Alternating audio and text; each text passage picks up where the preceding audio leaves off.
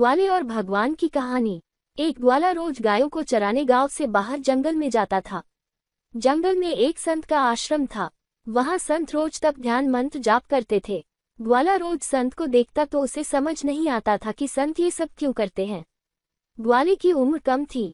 संत के इन कर्मों को समझने के लिए वह आश्रम में पहुंचा और संत से पूछा कि आप रोज ये सब क्या करते हैं। संत ने बताया कि मैं भगवान को पाने के लिए भक्ति करता हूँ। रोज पूजा पाठ तप ध्यान और मंत्र जाप करने से भगवान के दर्शन हो सकते हैं। संत की बात सुनकर ग्वाले ने सोचा कि मुझे भी भगवान के दर्शन करना चाहिए। ये सोचकर ग्वाला आश्रम से निकलकर एक सुनसान जगह पर पेड़ के नीचे एक पैर पर खड़े होकर तप करने लगा।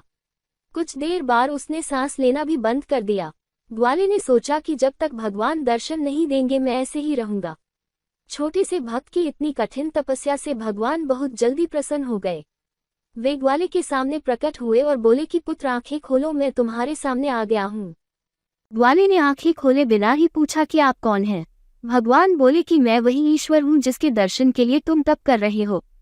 ये सुनकर ग्वाले ने आंखें खोल ली, लेकिन उसने ईश्वर को कभी देखा नहीं था। वह सोचने लगा कि क्या यही वो भगवान है।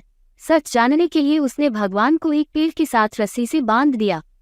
भगवान भी भक्त के हाथों बंध गए।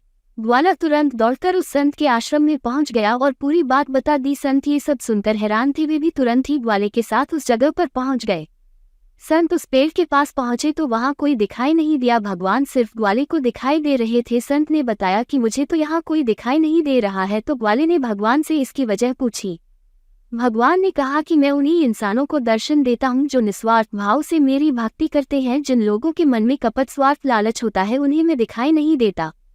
सीख, जो लोग भगवान की भक्ति निजी स्वार्थ की वजह से करते हैं उन्हें भगवान की कृपा नहीं मिल पाती है। निस्वार्थ भाव से की गई भक्ति ही सफल होती है।